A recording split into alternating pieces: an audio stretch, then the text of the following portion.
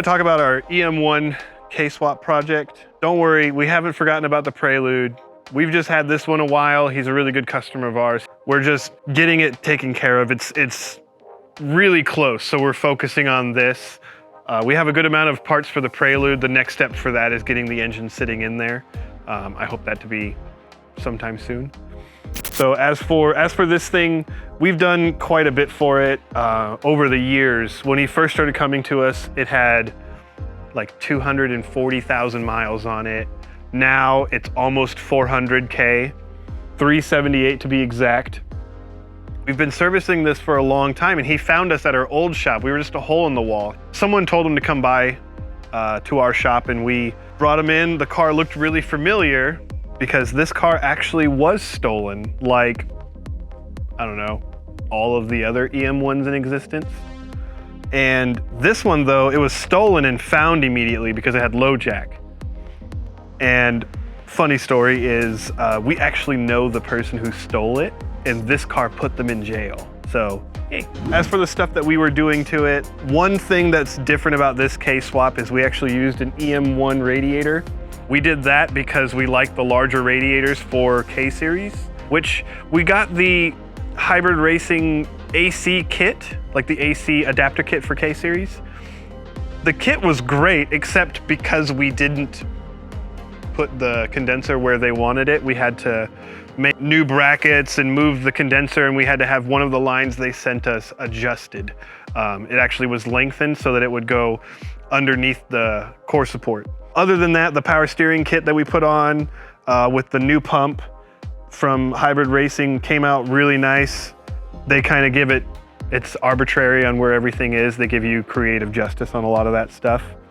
The Nitrous that's going to be on the car, just because he wanted it to be quick, but he didn't want to have something like a turbo on there where it's constantly on. He just wanted to be able to have fun every once in a while.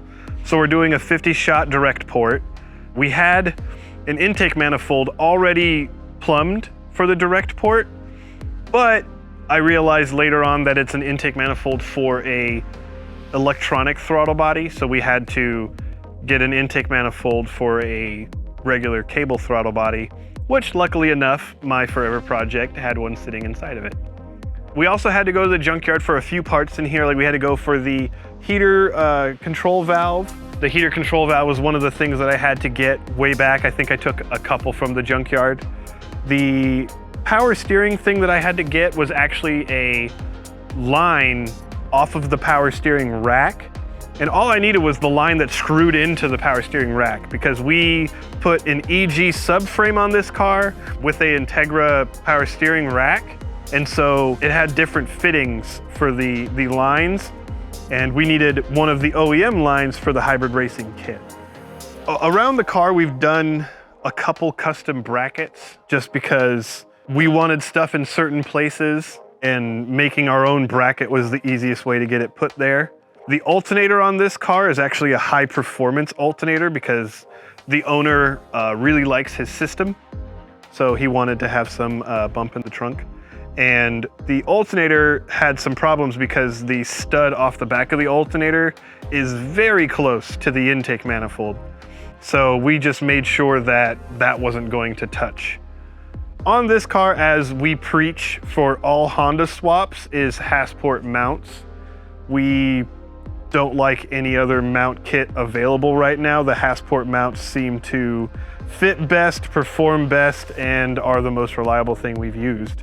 The transmission for this car is a 2008 Honda Civic SI transmission. It's a friend of mine from Hush Performance. He had one, but the bell housing had a crack in it. And I was just like, I'll weld it up. Instead of him having to go through and change out the bell housing and make it a perfect one. We got it for a tiny bit of discount. It's on the bottom. No one will ever see it. Doesn't affect anything, so why not? For the exhaust on this SI, we just went with a vibrant resonator, a vibrant muffler, and a pre-bent exhaust kit that we pieced together. Having the pre-bent kit gave us the creative ability to put it exactly where we want it to, move stuff the way we wanted it to. The resonator is twisted sideways because it fit better up in the little exhaust tunnel on the car. We were able to make sure that it stayed far enough away from the shift linkage, which the shift linkage we put in is another hybrid racing kit. We used OEM cables with the hybrid racing shifter, the no-cut shifter that they have. Right now, the car does run. We do have, you know, some odds and ends to take care of and getting the nitrous kit all sorted on there. Once we get our odds and ends and the nitrous kit taken care of, the car will be complete. It just has to get tuned. Hopefully soon, within the next couple weeks, this will be in the customer's hands and he will be enjoying it once again. That way he can finally get over that 400,000 mile mark in his Civic Si.